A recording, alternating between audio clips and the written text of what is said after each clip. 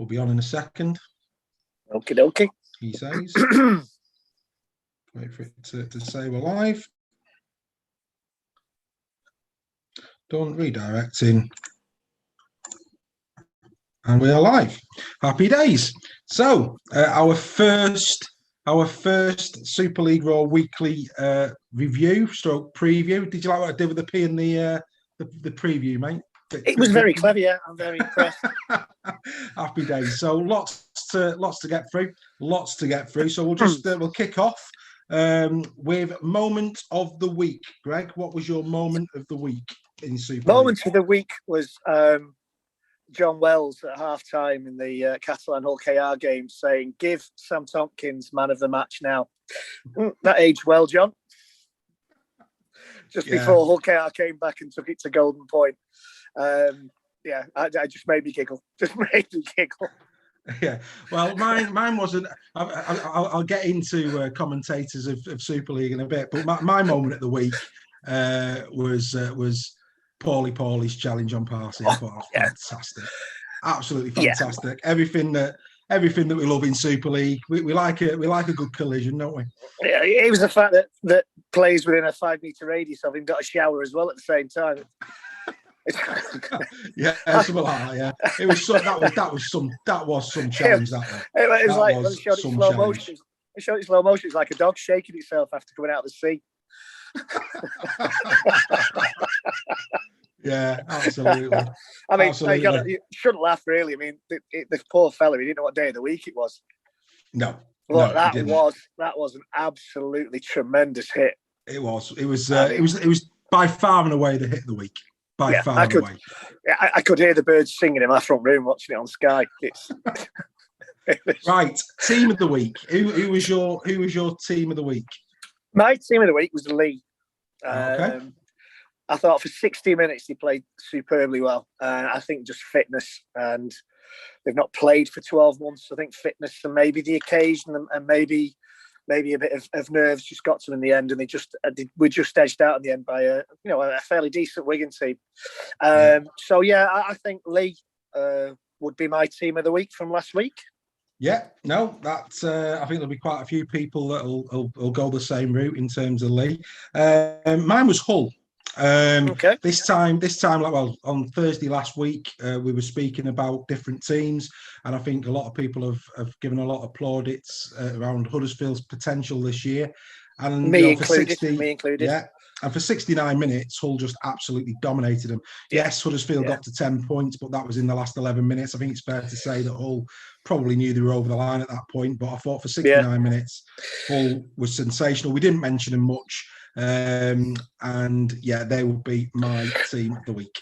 Yeah, that surprised me because, a new coach in Hodgson, a new head coach. Yeah. And I really did. I thought Huddersfield with our friend from Salford, I thought they would have, put up a better performance. But fair play to Hull. I think Huddersfield fans will be. I would have thought maybe a bit disappointed with that result. Obviously, we'll get onto the week's games that are coming up, and maybe we'll.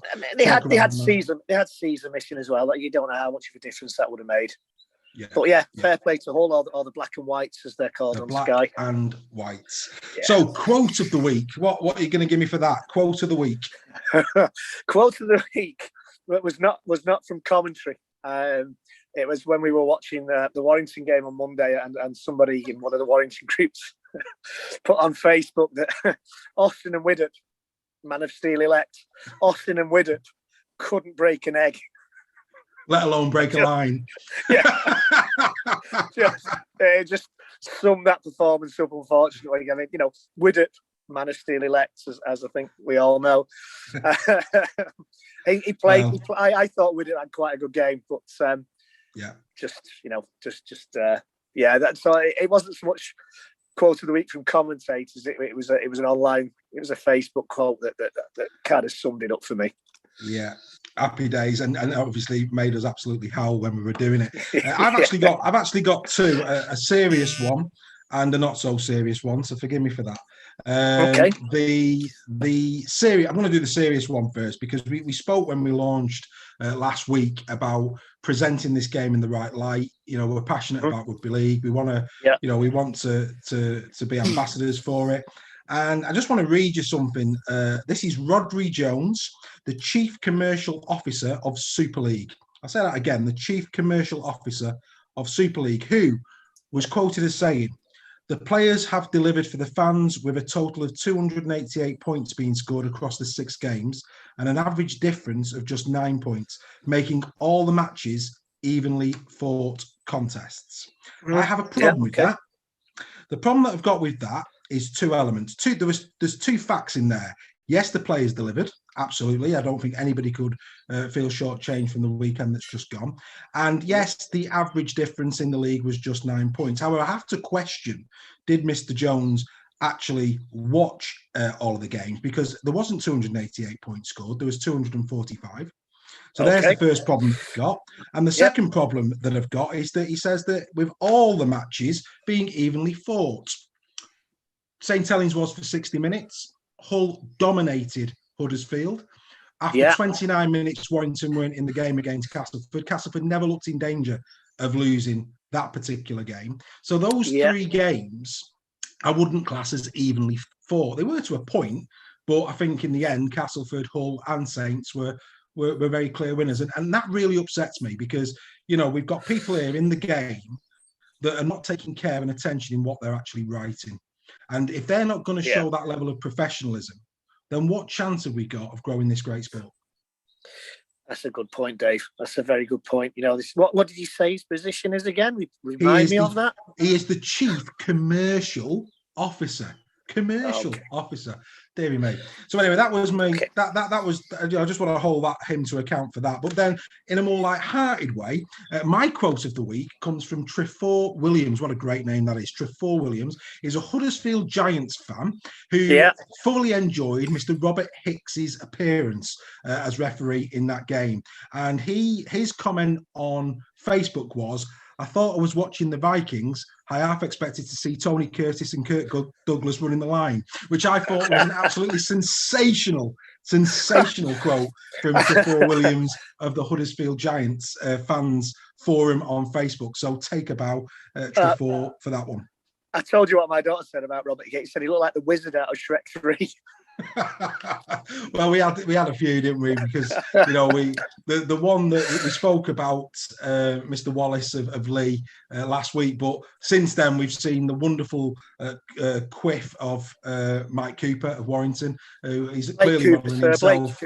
Blake Cooper of Warrington now, that we've christened him for styling himself on Blake. But anyway, right, a couple of bits before we get into the week that was.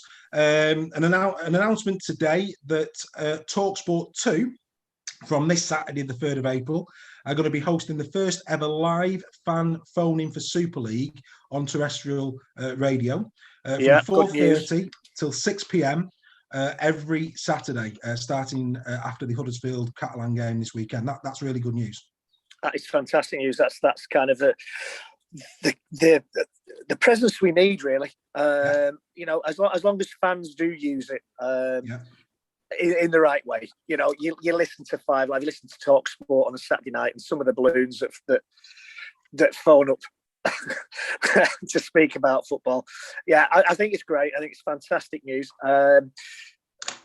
Let's use it. Let's use it in the right way. Let's the fans get on there and promote it in the right way, and let's big the game up. And let's, you know, there are going to be some negative points that need addressing, but let's give it the positive spin it needs. Definitely Absolutely. A step in the right direction. Great news. There has been some, and I don't want to, go on. give any spoilers out, but there's been some good news this week that makes me, feel good about the sport. Absolutely. Well, I might be mentioning that in a minute, some of that stuff. But what I want to do, we actually mentioned very briefly last week that the NRL were considering an 18th player for players that go out with concussion through head injuries. That is going to be introduced from round 5 in the NRL. It's had a mixed reaction. It's basically if 3 starting players are injured, then they're allowed to bring in the 18th man. Panthers coach Ivan Cleary, absolutely in favour of it. Nathan Brown, formerly of Super League, the New Zealand Warriors coach now. He says the bar is too high at 3 players. There's quite a few that have said that what happened to Cronulla last week was probably the exception rather than the rule in terms of how many they had out at the same time. But what's your thoughts on that? An 18th man coming in just in case 3 players or more go out the game through head knocks. Well, we've had a big drive on safety for players over the last few years. For head knocks, head injuries, assessments are the big thing now. I think it's a good idea. I think Super League should follow it. Cronulla. He was Cronulla, wasn't it? It was the Sharks, wasn't it? Left no interchanges, left on the bench for almost the entire second half. That can't be good. That can't be good for players' welfare either. No. So 3, I think 3's a good number. You've got to wonder what that 18th player. It puts another factor into team selection. Who's that 18th player going to be? Is it going to be a back, a forward? It might bring utility players more into the mix. Warrington, we've got Jake Mamo, kind of utility player. So I think Super League should follow. Well, Super League probably will follow the lead. The interesting thing there though is they'll probably follow the NRL's lead on the 18th man, but won't bring captain's challenging. And I'd rather see captain's challenge coming in first. I don't know about you. We discussed this at length, didn't we? There was a decision in the Warrington game, the ball steal, where we said that the captain's challenge could have overruled that decision. I like captain's decision, captain's challenge, but I also like taking the players. Some people could argue that rugby league is all about the birth, and we're taking that out of it. But you've still got to look after the players' welfare. So I think bring them both in. Why not bring them both in? Yeah, I think on that. What's the problem bringing them both in? Well, there's not, and I think I think your take's a good one there, in the fact that equally we don't want concussed players on the field, but actually asking 13 men to play the game of rugby league without interchange for a whole half is equally not in the spirit of the safety and well-being of the players. So I think you're bang on there, mate. It can change. Look at the grand final a few years back when we lost 2 players through injury, and it altered the balance of the game. I don't care what anybody says. Without the injuries to those players, we'd have won that game quite comfortably. Serious injuries can alter a game. So if you've got stuff with serious injury and you've got nobody else to bring on, that's going to affect the results of games adversely. And we want it to be. We're always going on about how we don't want one-sided games. We want it to be an even contest. We want them to be keenly fought. Well, that's not going to happen if you're down to 10 men in the second half because you've lost players and you've got no replacements. No, I completely agree. So, but captain's challenge, I 100% agree with you. I'd love to see that in Super League. Yeah, no, I agree. Definitely. And then the last bit of news before we get into reviewing the round that was, great news coming out of North America today that there is going to be a North American Rugby League. It's going to be commencing from June. I've got the details here. Just want to run through a few of these names with you. So there are going to be an Eastern and a Western Conference. And there's some belters there, some great names. So the Eastern Conference is going to comprise of the Atlanta Rhinos. So maybe a Leeds connection there for Leeds fans. Boston 13s, Brooklyn Kings, Cleveland Rugby League and New York Rugby League, obviously waiting for their franchise name, I would have thought. The Washington Cavalry. That is a great name. Washington Cavalry. That's great. I'm not going to tell you my favourite name yet. Okay. I've already got my team. We've got in that Eastern Conference from 2022 will be the Toronto Wolfpack and it's the Aces, isn't it? It is Ottawa Aces, that's right. And then the West Coast Conference, there's some belters in this one. Austin Armadillos. What a belter of a name that one is. The Austin Armadillos. The Las Vegas Blackjacks, great name. Phoenix Venom. The Portland Loggers, San Diego Swell, and the San Francisco Rush. So those teams, it's going to be kicking off in June. It's going to be, where did I see that? Definitely. Oh yeah, I've already got, my brother was a Washington Redskins fan. He's already put his name up that he's going to support the Washington team in the the Cavalry. NARL, the Cavalry. The Cavalry has got its first British supporter by the sounds of things. Nice that our kids involved. Don't be afraid of using the chat, Al. Get involved. But yeah, it starts in June, and I think great to see Toronto playing in that league, and it's exciting because you think NRL Australia, our Super League, now one in North America. Any good for the sport is good for the sport, isn't it? This is the news that I was on about earlier on that cheered me up. I've already booked my flights to Las Vegas. I'm a blackjack. Good. just for an excuse to go to Las Vegas, so don't blame me. But I do think the armadillos. I'm going to watch the rugby. I'm going to watch the rugby, my love. Absolutely. What else is in Las Vegas but rugby? So yeah, I'm officially a blackjack fan. But yeah, this cheered me up to hear this news. It's fantastic. If the Americans do it right with their marketing machine and their showbiz, could get this right. Absolutely. I would love how much of a pipe dream this is. I would love to see Scottish League, Welsh League, Irish League. I'd love to see, Lebanon. I've got an international rugby team. Let's get a Lebanese league if it's possible. Well, French league. I'd love a French league, and Catalan and Toulouse can play in the French league, and then who knows, we could have a Champions League instead of the World Club Challenge. We could have a Champions League. It's way down. It probably might not happen in our life. Well, certainly might not happen in my lifetime. But who knows? I mean, if the Americans get behind that with the razzmatazz that they promote things over football, there, when you think football never really did much in America, but it is now. But if they look, the Americans will never have seen a spectator sport like this no in their lifetimes, and it, like you say, it could be huge, right? So those are the big things that the topic of rugby league in general. The week that was, we'll go in order. Saints, of course, cruising to victory, 29 points to 6 against the Salford Red Devils. Big year for Tommy Makinson with the World Cup. A lot of competition in the wings. I'm going to go out on a limb before I hear your thoughts on that game to say that Regan Grace will not be anywhere near the World Cup in an England shirt. He's Welsh for a start, mate. Well, that'll probably be why. That's a good point, actually. Don't know where. Sorry. Yeah, so he definitely won't be for an England shirt. But no, Tommy Makinson, the fastest man in Super League. Fastest man in Super League. Get it right. Come on, get his name right. But I'm sure though he would have the option of somehow playing for England if England came knocking. I just don't think they'll come knocking. I think there's going to be too much competition there. What did you make of Saints? They look good, didn't they? Salford, obviously new coach, 10 new players. It would have been interesting to see them have played the Ian Watson version of Saints from last year. But Saints are going to. I know I tipped Leeds last week, but Saints are going to be there or thereabouts. They're a decent team. They've got some good players.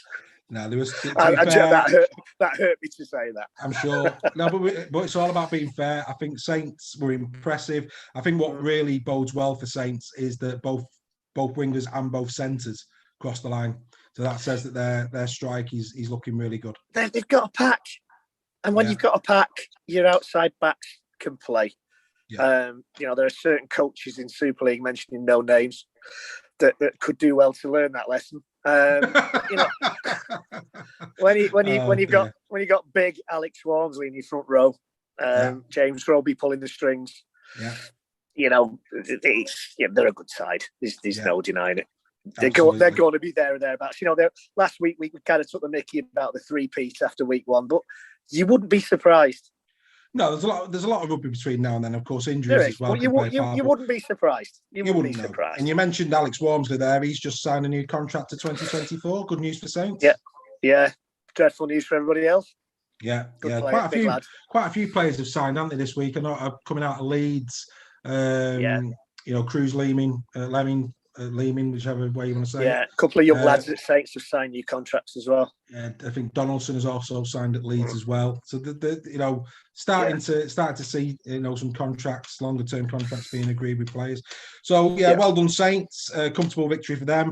Second game was Lee Wigan. My take on that we spoke about, clearly there was absentees for Wigan in that game.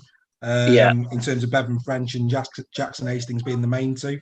But, for the record, Lee, Ben Flower, out, Tyrone McCarthy, out, Junior Sow, out, James Bell, out, Brendan Elliott, out. So Lee were far from full strength. For me, had Lee been able to get in 18-0, it would have been an interesting game. I think the fact that Bibby and Hardacre crossed just before half time, I think that was probably the turning point of that game. I think, I agree with you 100%. But the thing was, you could always see Wigan scoring towards the end of that half. I think, if they could have kept them out, both sides had injuries. Lee gave a really good account of themselves. I say I've given them team of the week. If they could have just held on, or just kind of slotted a few penalties over, maybe, just to push themselves ahead. But Wigan's Wigan. That's what Wigan do. Wigan. That's what Wigan do. It was a great effort. It was a great effort. The thing with Wigan is that they know, and I've done for a long, long time. They know how to win games like that. It's very rare that they don't. But fair play to Lee. Wigan again. Both sides had injuries. Be interesting. Wigan's always tend to start with injuries at the start of the season. But we'll talk about that when we not be cynical. We'll talk about that a bit more when we get into previewing the week that's coming up. But Wakefield Leeds. A little bit of a shout out for Richie Myler. Richie Myler, ex-Warrington, ex-Catalan. I think when he went to Leeds, there was question marks over him, but he keeps doing it. He had another fine game at the weekend, and from a Wakefield perspective, their left edge looking really, really good. Johnson and Bill Tupy, looking really good. But Leeds just edging that. What were your thoughts? Probably of Leeds, because again, you tipped Leeds. Still convinced that Leeds could be the team. I think they could. I think they could do it. I think they could surprise people. Richard Agar over the last however many years he's been there has kind of built a decent team. I don't want to say the word finally, but I'm going to have to. He's finally proving what a good coach he can be. He's taken a lot of flack, and and I've been in that camp when he was Warrington assistant coach. He's had given him a lot of flack, but he's we always heard the stories from the Warrington camp saying Richard Agar was a great coach, and it was him that was showing them the moves, and Tony Smith had taken the back seat, etc. How true that is, but he got a lot of criticism off Warrington fans. He's probably finally trying to showing what a good coach he is. They won the Challenge Cup last year. I think the Borough factor got them over the line in that one, and fair play. Couldn't have wished for a better winner last year. No. If it wasn't going to be Warrington, then I think everybody in that Challenge Cup final wanted. What I would have thought most neutrals would have wanted Leeds to win. For once, I think Leeds had the neutrals at the backs. We've just been asked the question in terms of live chat. That's the comments. So people who are watching on YouTube, if you want to send a message to us, if you just go into the comments, type a comment, we'll get to see that, and I'll be able to read those out. Okay. Right. So we come to Catalan Hull KR. Brilliant game. Brilliant game. Catalan were over the hill and far away at 28-4 up. Should never have been brought back in that game. Tompkins got a lot of plaudits. I thought he was very good in the first half. Went missing for me a bit in the second. And for me, Ryan Hall, hat-trick debut. I mean, what a player Ryan Hall's been in his career. Yeah, what a shame he couldn't quite do it in the NRL. Didn't really get a chance, though. I mean, he didn't, and that's a shame. No, they didn't give him a chance. That's a shame. If when you think of the players that have gone over there, Mike Cooper went over there and made a good fist of it. There's guys over there now that are doing it. If he'd have been given a chance, but still, I think there's lots of competition, but he might be just nudging his way into England contention, along with your guy from Wakefield, Tom Johnston. and Makinson. We got some and not Regan Grace, Dave, but fastest man in Super League. The fastest man in Super League. But I thought that was a great game. I enjoyed that game. It's one of those games where you just sit back and you watch it. You've got no loyalties to either team. It's just one of those games that you sit back and you think, well, this is over. Do I bother watching the second half? And you're glad that you did. And it goes to Golden Point.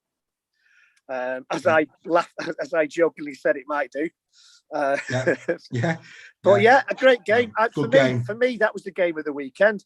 And my dad always had a saying, it was two bad teams. Well, doesn't matter. Don't matter. It's a good game. It was a great game. Yeah, it was a good game. And to be fair to Hull, says a lot about their resilience. At 28-4 down, they could have been forgiven for going on to lose by 40. But do you know what? What a comeback. Hull FC, I've already said, Hull FC, my team of the round. Thought they were absolutely fantastic against Huddersfield.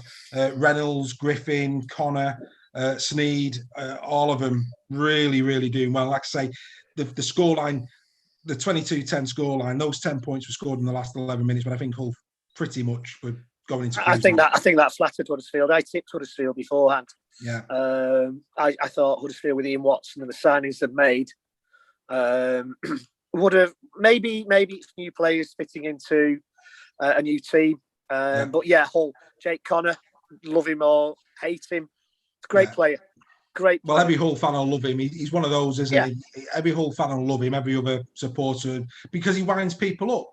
That's his nature. He's the Dennis Wise, isn't he? The Dennis Wise of Rugby League. He just winds people up. That's what he does.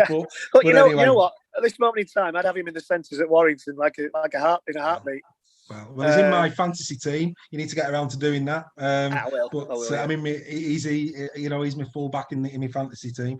And then finally, Castleford taking on Warrington. Castleford, without question, based on that performance, and also based on what they've done for the last 2 or 3 years, they're the real deal. They're going to be certainly playoffs. Darryl Powell this week coming out and saying that Truman, he believes, could very much break into the England squad by the end of the year.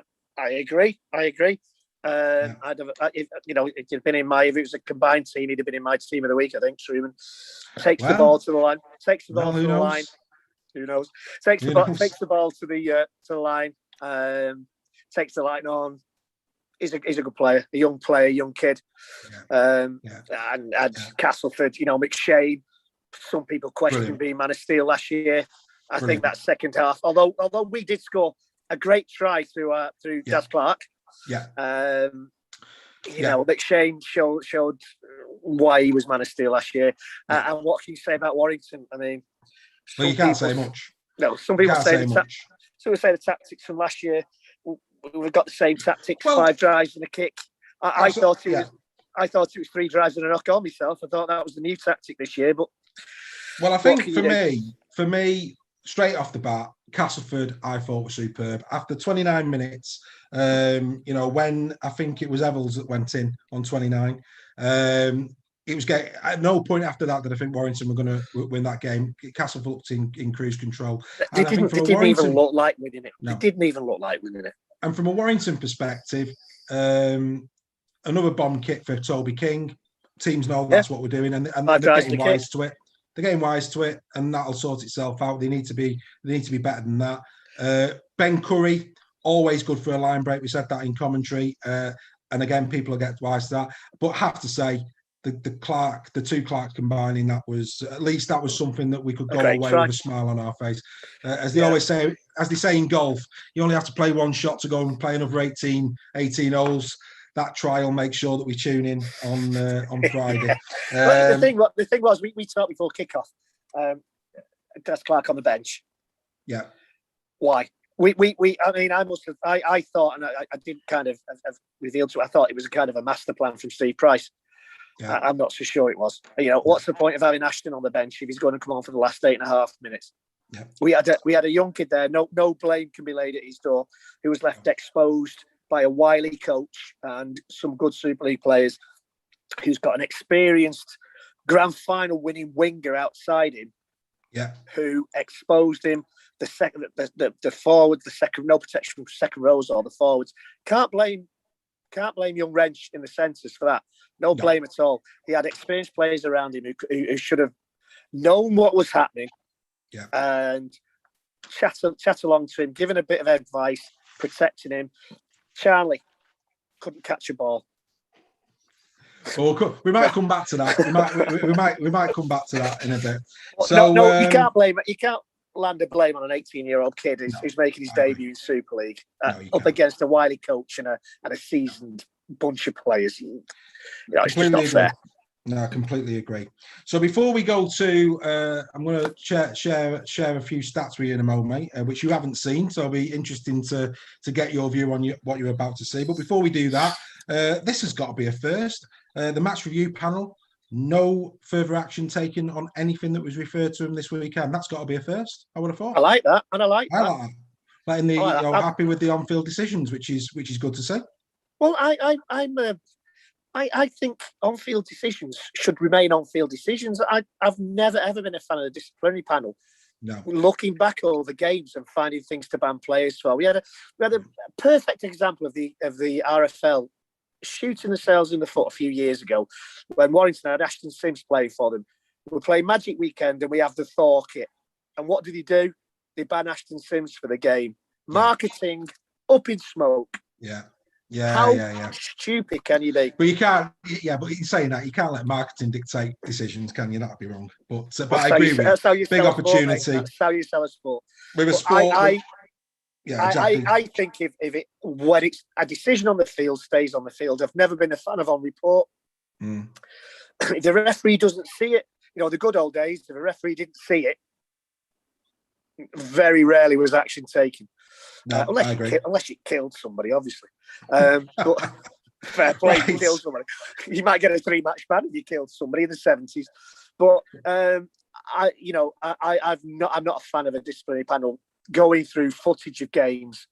Well, if you slow things down, it's like in football. If you slow things down, anything can look bad. Yeah. Right, so here we go. Going to show you this. Hopefully, you'll be able to see it. A couple of stats are coming your way. Can you see that? Okay, I can. So, just put a few stats together that I found quite interesting. So, obviously, people can read. I don't need to read them out. Anything from that, what you think? That's interesting. I thought Wigan most tackles, Lee most meters. Lee, you spoke about Lee. 8.22 meters average game per drive. That is an unbelievable stat for Lee. Yeah, per drive that's good going. I mean, that's the one that jumps out at me is TV viewing figures up 56%. Yeah, because we can't go to the games. No, but when you think about it, when you think about it, I can't remember I think we were already in lockdown at the same time. I think it was against the averages of last year. So when you think about it, the averages last year, they predominantly were locked down. We were in lockdown for the majority of last year. So 56% is probably, would it be that as big as that? But one thing's for certain, viewing figures are up, and hopefully they continue to go in the same direction. Yeah, to be honest, Dave, if I'm being perfectly honest with you, I would have thought they might have been higher than that, seeing as we can't actually go to the games. But maybe is that an average across all the games? Because obviously some games would have been higher than others. Yeah. All the games were on. There was some on at quite at different times to what we used to watching a rugby game. Yeah. 12 o'clock, 12:30 on a Sunday afternoon. So it'd be interesting to see whether that's across the board. What the viewing figures for each game was and for each day and at certain times. I think that would be a more accurate breakdown. Only 2 sin bins. I can't remember a single one. Yeah, there was 2. I'll be able to. Let me just have a quick look. I should be able to find that at some point. Give us a second. I'll tell you who they were in a second if we can get into it. That must have been. That must have happened after the towels came off. No. It was Edwards and Busquet who were both sin binned last week. So they were the 2. But Salford St Helens, 8 penalties. Referee in that game, Liam Moore, 8 penalties apiece. It'd be interesting to keep track of Mr. Moore's whistle this year, I think. Yeah. That's good. That's letting the game flow. I like that as well. Let the game flow. Let the game flow. I think what might have helped that is the set restart instead of coming for penalties that play the balls and whatever. I think the set restart. I know Phil Clark this week. You might be going on to this in a little while. Phil Clark this week has been quite critical of rule changes and the need to speed the game up. But I think the set restart is a really good addition. Rather than stop starting for penalty after penalty, just back to one. I think that's a good addition to the game. And only 1:40:20. That was the other thing that was quite surprising. Only 1:40:20 completed in the whole round, which was interesting. Right, this is the next one. Super League table on the left. That is the actual Super League table. I've had a little bit of fun on the right. I've done it in order of what I said. Form guide, just opinion. I think nobody. I don't think anybody would have expected Hull to be as dominant as they were against Huddersfield. I think Warrington, Cass was definitely, the big hitters tied around, and Cass, again, I don't think anybody would have expected either Warrington to do that to Cass or Cass to do that to Warrington. So I put those two performances ahead of St Helens. Then it follows the table all the way down to Lee. Obviously, Lee, I felt, again, when you think of the quality of opposition, I just think Lee's performance against Wigan just tips the OKR, and that's harsh, but just what I thought. Wakefield, as per the league, and even though Warrington are above Huddersfield in the table, I think for me personally, I just think Warrington were poor, and I thought I'd have a little play. So my own supporters will look at that and go, "Oh dear," but yeah, just a bit of fun. Yeah. What's your thoughts on that? Yeah, I looking at Salford there, it could be a long season for Salford. I think so. I saw enough in Hull. I mean, Lee as well. I think, for me, it's if Lee can sustain it. Obviously they and Salford, those two. I think Hull. People are talking. I mean, for example, Gary Schofield in the League Express this week was giving OKR pelters. I thought, the fact that they came back the way they did, they've got the strike with Ryan Hall on the right. They've got some good players, OKR. I think they'll be fine. And they've got a very good coach as well, in Tony Smith. A very good coach. Player of the round. So this is this is taken from the Man of Steel. So this is the official Man of Steel player of the round. And to be fair, slam dunks for a few of these players. So there's three Man of the Match awards. Obviously, there's the one on Sky. There's the Albert Goldthorpe medal in League Express, and of course, there's Man of Steel. Paul McShane got a clean sweep. No real surprises there. As too did Sam Tompkins. As too did Johnny Lomax. As too did Tom Johnson. So absolutely, all of those brilliant. The only ones that didn't get slam dunks was in the Hull game. Sky gave it to Josh Reynolds. League Express gave it to Jake Connor, and Man of Steel went to Mark Sneed. Can't really argue. It was a bit of a toss-up if you watch that game. And then the only other one, which I found incredibly puzzling, and you'll see why I found it puzzling in a minute. Don't know if it was to do with his age, but Harry Smith on Sky getting the man of the match for Wigan. They got what they deserved because he put the F-bomb down on his interview. But Sam Powell in that game was head and shoulders. So not quite sure what Sky was watching there. I'll forgive him for Josh Reynolds, but I didn't get the Harry Smith one at all. No, as I think I said to you, Josh Reynolds made a bit of a fool of himself. In that game. Yeah. Was it Greenwood he pushed? Yeah. pushed Greenwood, ran off, let his mates run in and front Greenwood up, and then ran in behind them. Should play for Washington. He likes the cavalry coming in. There you go. There you go. There's the first little one. Thank you. Right. Are you here all week? Are you here all week, Dave?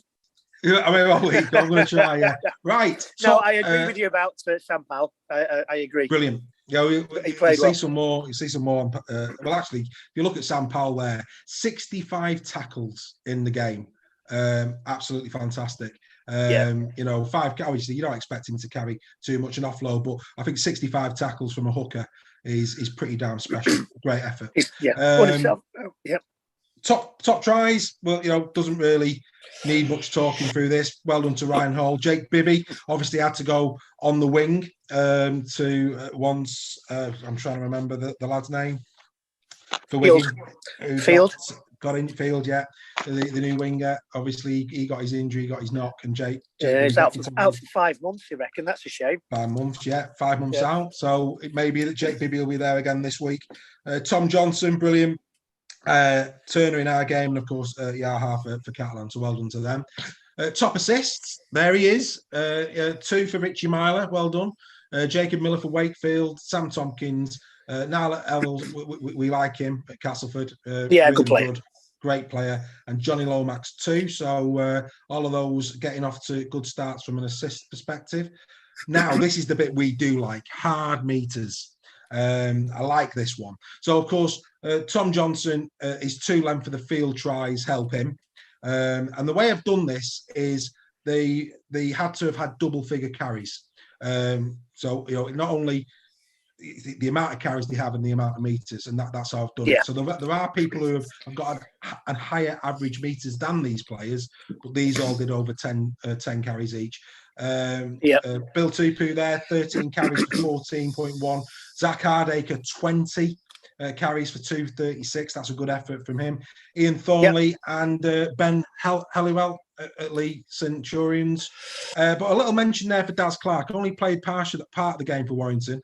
8 carries for 22 yards a carry. So I thought that was he's actually the highest average in the league last week. And I thought that was worth a special mention. But great stats then. Great stats. Really good. I mean, Tom Johnston was helped by his 2 length of the field tries. That's right. Yeah, Zach Hardacre, he's a good player. He's controversial, but he's a good player. You can't. If you take away his let's say his off the field activities that are hopefully behind him now, he's a great player. Wigan is probably the best environment for him. To actually show his potential. Okay. Ian Thornley, ex-Wigan player. Played well, didn't he? Yeah, scored a great try. I mean, my try of the week, I don't think we're going to discuss that, but my try of the week is Ben Helliwell's for Lee. Yeah, as was mine. I mean, I'm beginning to sound like a lobby gobbler. I've given them that much praise this week, but I mean, I thought that was Liam Hood, the hooker at Lee, had a brilliant game. I mean, hookers in general. I mean, if there's one thing that I think we're blessed with in Super League, it's hookers. Roby. We wind Saints fans up over Roby, but he's a good player. Danny Addy. I thought Danny Addy played well for Salford. We've already talked about Sam Powell. Liam Hood had a belting game against Wigan. McShane. McShane. Clarkey for his bit. Alvarez de Costa at Catalan had a good game. Cruz Leeming had a good game. So, we've got phenomenal hookers in Super League. Yeah, Danny Houghton. Black and white. Oh, Danny Houghton. Yeah, absolutely. So I think we probably mentioned all about the Crowther at Wakefield there, but I think, absolutely fantastic. Right, top tacklers. Sam Powell, 65. There he is. Danny Houghton, 55. John Bateman, 52. Danny Addy, Salford, 51. And like I say, De Costa there on 51. Good effort from those players. Brilliant effort. John Bateman, first game back after the NRL as well. Showed what a good couple of seasons in the NRL can do for a player. We've seen it ourselves with Cooper when he came back. He was a far better player. Sam Powell, again, he's one of those players you either love or hate, but he's a great player. Yeah, no, I agree. He's a great player. Yeah, completely agree, mate. Danny Houghton. Yeah, I mean, the hooking position for England in the World Cup is going to be a tough choice. We all, as Warrington fans, we all think Daz Clark should do it. Hull fans will think it's Houghton, Wigan, Sam Powell. As good as Houghton is in the NRL, I would be very disappointed if if somebody who plays in Super League doesn't start at 9 for England. I'd be really disappointed, and that's nothing against Houghton in the NRL, but for me, that position should be taken by Super League. Right, here comes a bit of controversy then. just going Here on we go. from that, Dave, just going Go on on, from that. Do we adopt an Aussie point of view that anybody who plays in the NRL isn't considered for an England spot? No. That would be a talking point, wouldn't it?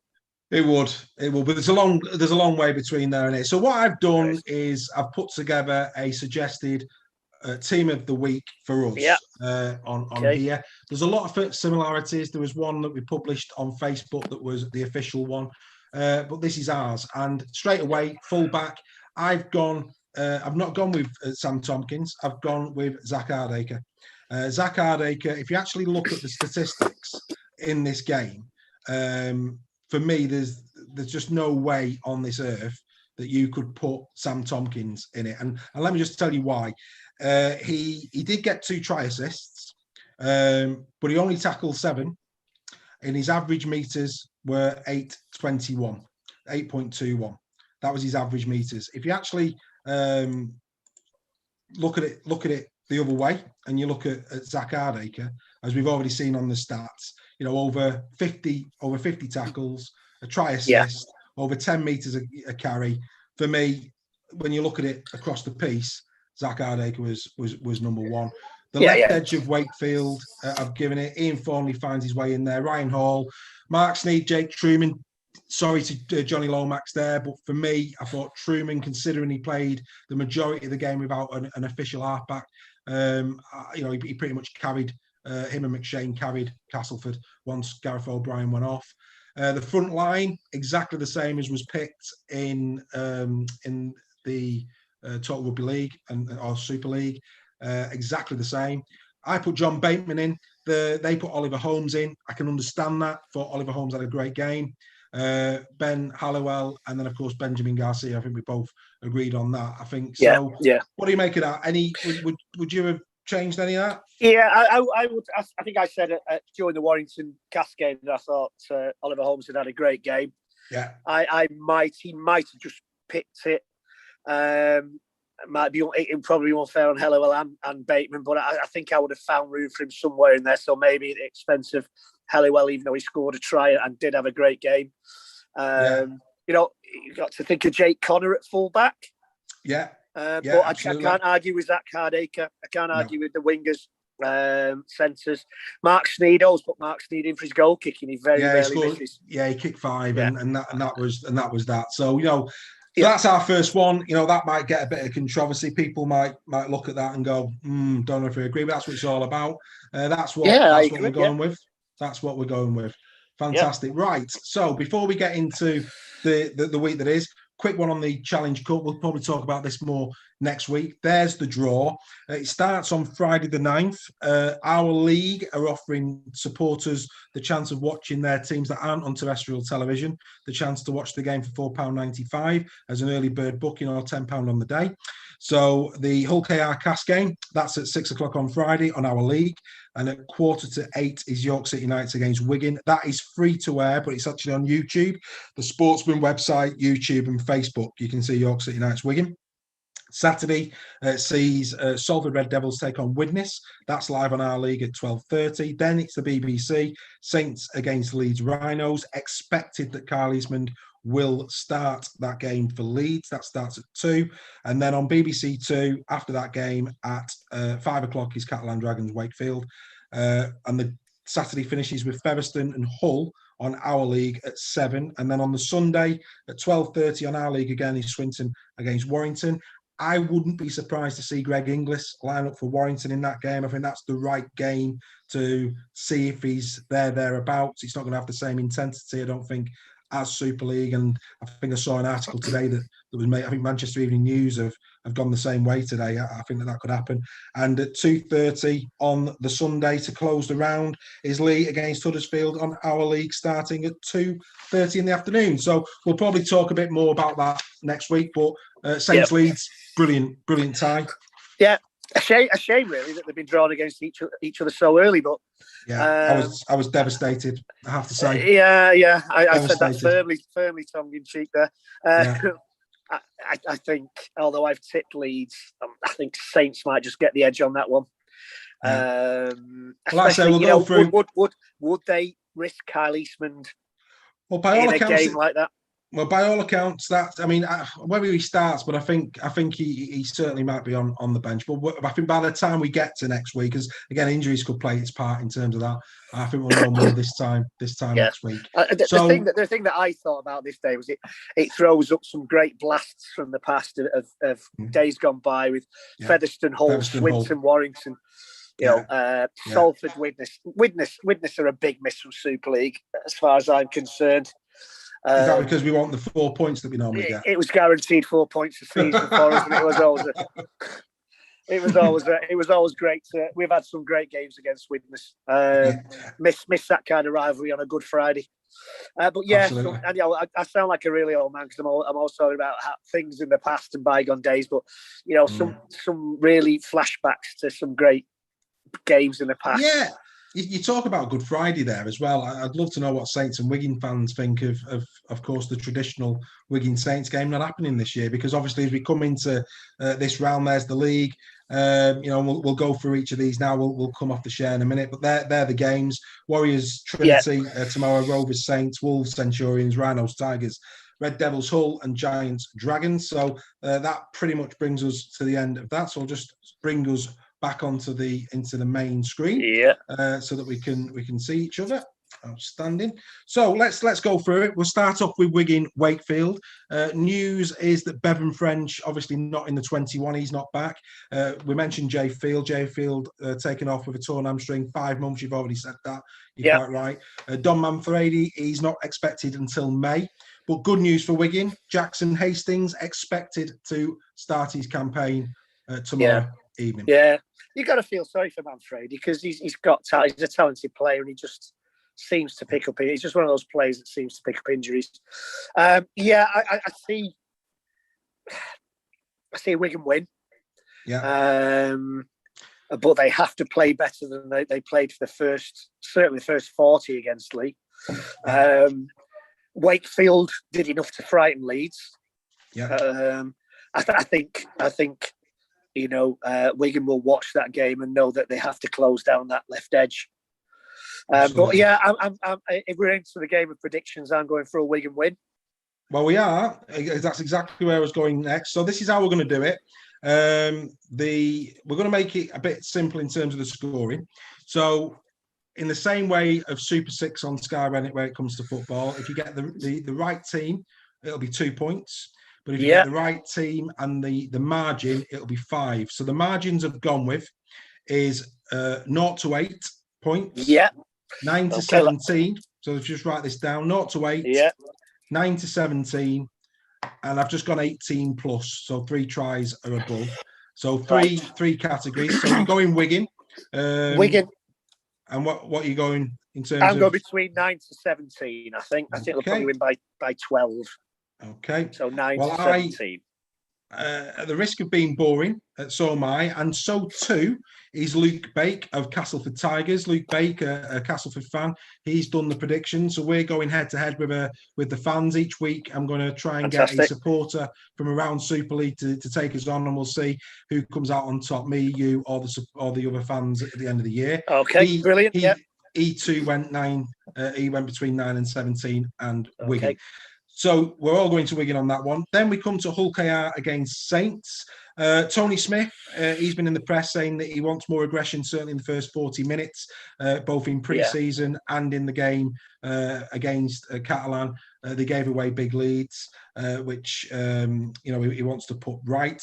Brad Terarangi, is it? Terarangi? He's out because he picked up an injury and he's been replaced by Murray's Mustafa. Sean Kenny Dowell, if he plays for Hull KR in that game, that'll be his 300th club appearance. So congratulations to him on that. And in terms of Saints, Mark Percival will not play. Having left he went off late in the game, didn't he? Yeah, he won't be there. Again, a great player, but well, he got a try before he went off. Yeah, he got his try. Yeah, of course, he missed a long period of last year, didn't he, Percival? Well, was that something like he's on his 5th game in a year, something like that? Yeah, he Shame, was unlucky shame. last year. Good player, Yeah. but as you say, injury prone. Parsi, obviously, he's missing after that phenomenal challenge by Paulie. He's still coming down. He is, yeah. So those two have been replaced by Tom Nisbet and Jake Wingfield for those. But good news for St Helens that Lachlan Coote is expected he's in the 21. Expected Is that to good feature. news? Well, considering he was the highest goal scorer last year, he's 60. I would say I think Saints will be happy with that. I'm being a little bit naughty there after I'm the sure you are. performance at Wembley. So, what's your thoughts on that then? Saints. Saints, and I think that's a tough one because if Saints click, it could be 18 plus. Yeah. But if Hull KR come up with the aggression, I still see a Saints win. I'm going to be totally dull and boring and say Saints 9-17 again. I don't. Okay. Mind you, it's at the Totally Wicked, isn't it? Yeah. I'm going to change it. I'm going to say Saints by 18 plus. Right. Forgot it's at this round's at the Totally Wicked, isn't it? Yeah. I mean, I'm gonna go 9. I'm going to go Saints, but I think it'll be a little closer. Okay. I've seen enough in Hull KR to think they might just keep him within 3 tries. So I'm going to stick my neck out and go Saints between 9 and 17 for Saints in that game. Well, marvellous. Right, then we come to Warrington. Steve Price named an unchanged 21. The question is, will Charlie start? That is for me. I'll ask you that. You think he will? Yes, Charlie will start. Yeah. Okay. So, let's put it one way. I'll be very, very surprised if Charlie doesn't start. He was quite vocal. I mean, he was quite vocal at the end of the game over Charlie's performance, and maybe that's enough to just kickstart him. But it'll be interesting to see if Charlie does start that one. From a Lee perspective, news this week, he's not going to be here in time, but Nathan Peets, formerly of the West Tigers, played for the Eels and the Rabbits in the NRL, 31 hooker. Bit of a surprise this one, considering how well Liam played against. Yeah, Liam. But interchange hookers is a big thing. Yeah, true. Off the bench, I'll give you that one. Yeah. But yeah, New South Wales, played for New South Wales in free origin, scored a try in those games. The guy has got good player. Good player. Yeah. Any player that puts on an origin jersey, he's got to be of a standard, haven't they? To be fair. Yeah. So who are you going on this one then? Who are you going?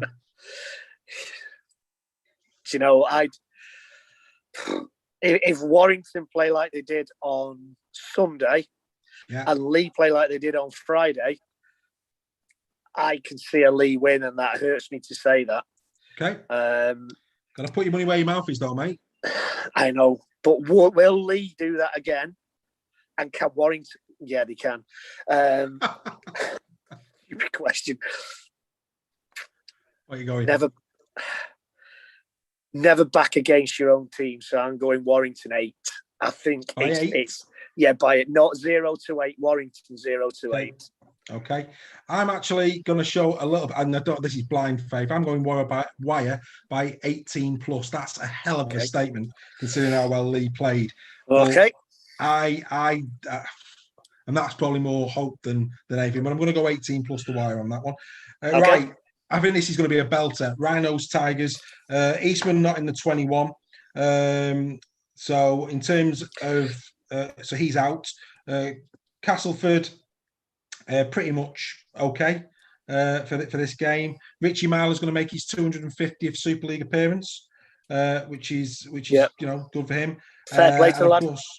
And Gareth O'Brien and Jake O'Neill are out. For the Tigers, Lewis and Lewis Peachy have been brought in for them. This is a tough one to call. What's your thoughts, Leeds Tigers?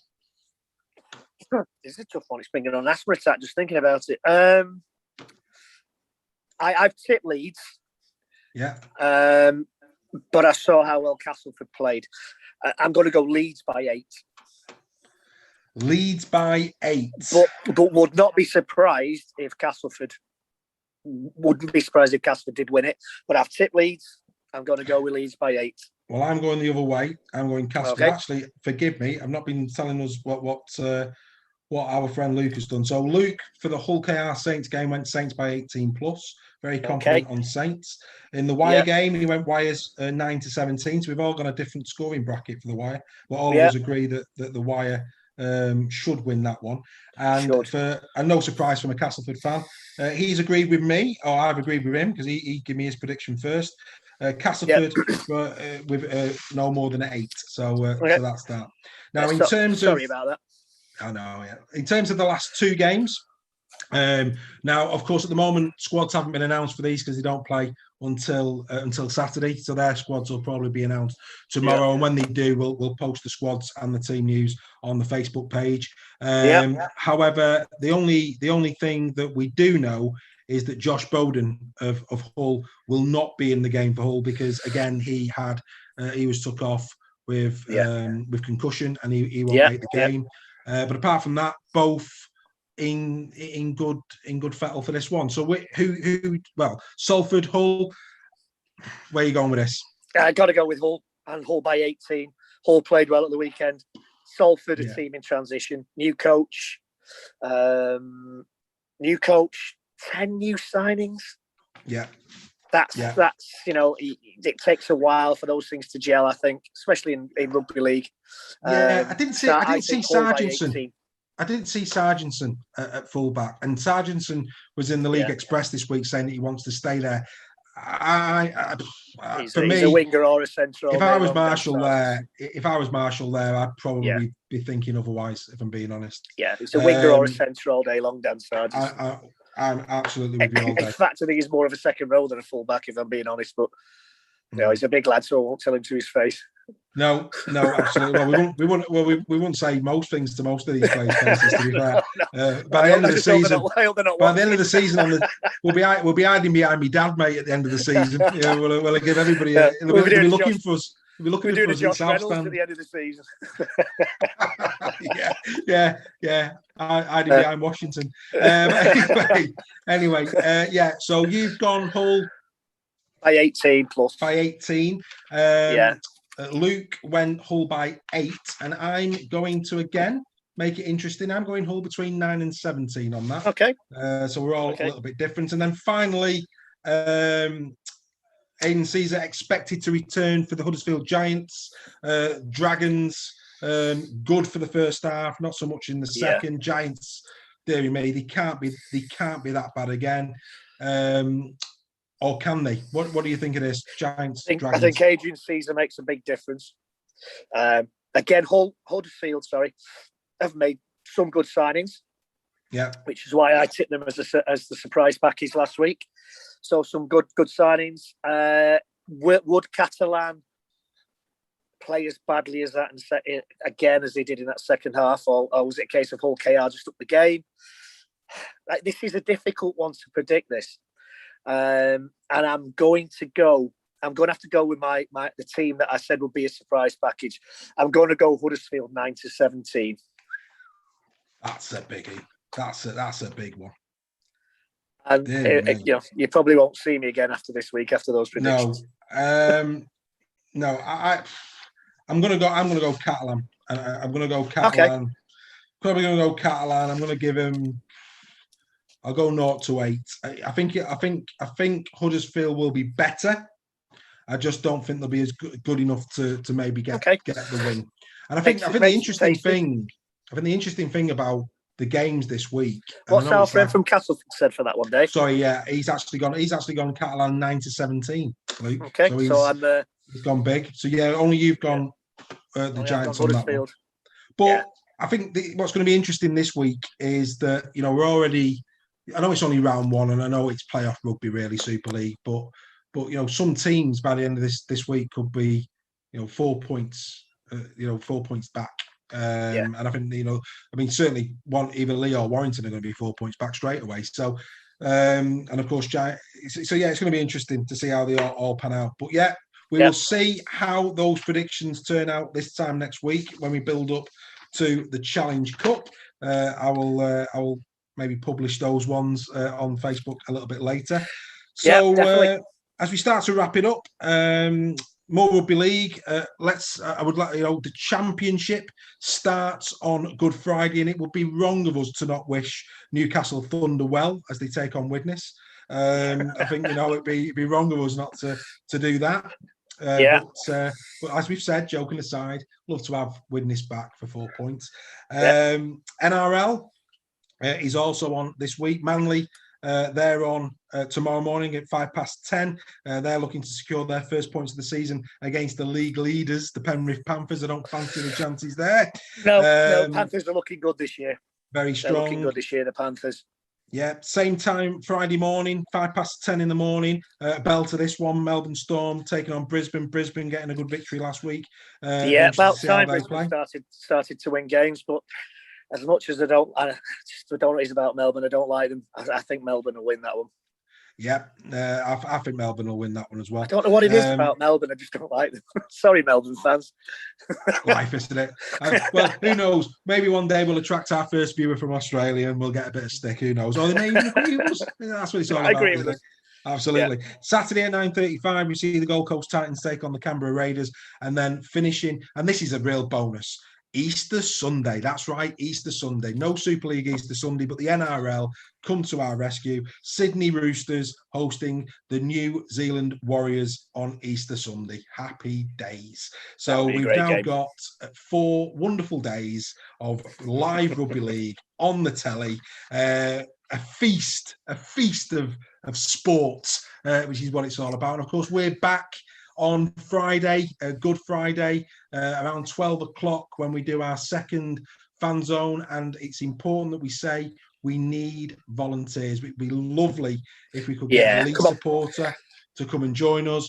We're very keen for other supporters from around the league to get in touch so that they can actually use this platform to do watch-alongs with opposing fans. We had a great time doing it, didn't we? On Sunday. Yeah, it's great. It was great. It was a right laugh. Apart from the result, it was a good afternoon. Let's get other fans commentating on their own games, like we're commentating on Warrington games. Let's get Leeds fans commentating on Leeds fans, Wigan fans on Wigan games. Yeah. Let's build this community. But we need both. We need both. I mean, for me personally, so for example, Leeds Castleford after us on Good Friday. If you've got a Castleford fan, a Leeds fan, I'll be honest with you, I would probably have the Sky commentating down a little bit, and I would probably have my computer on listening to what those two fans were talking about. Because if I'm being honest with you, Dave, even if they don't, I'll still have the Sky commentary down. Yeah, absolutely. So yeah, try and join us, try and get involved, try and get in touch with us via Facebook. If you want to email us, it's Super League Raw 21, that's 21 @gmail.com. You can message us through Facebook. If you do want to get involved, please drop us a line. What we know about Super League fans is that we love a bit of banter. We love pulling each other's legs. It's all in good sport, and I think it will make for a great watch. But whether we get a League fan or we don't, we definitely will be back. We're probably going to go live anytime between 12 and 12:15. I think the game kicks off at 1:15. So we'll probably come on about half an hour before, about 12:15. If you can join us, that'd be great. But Greg, as always, great chat. Enjoyed that. Brilliant. A pleasure, sir. A pleasure as always. And I will be seeing you on Good Friday as Warrington try to renew our faith against Lee. And let's hope it is a Good Friday, sir. Indeed. Great to see you, mate. Take care of yourself. Take care of yourself. See you soon, mate. Ta-ra, Ta-ra, mate.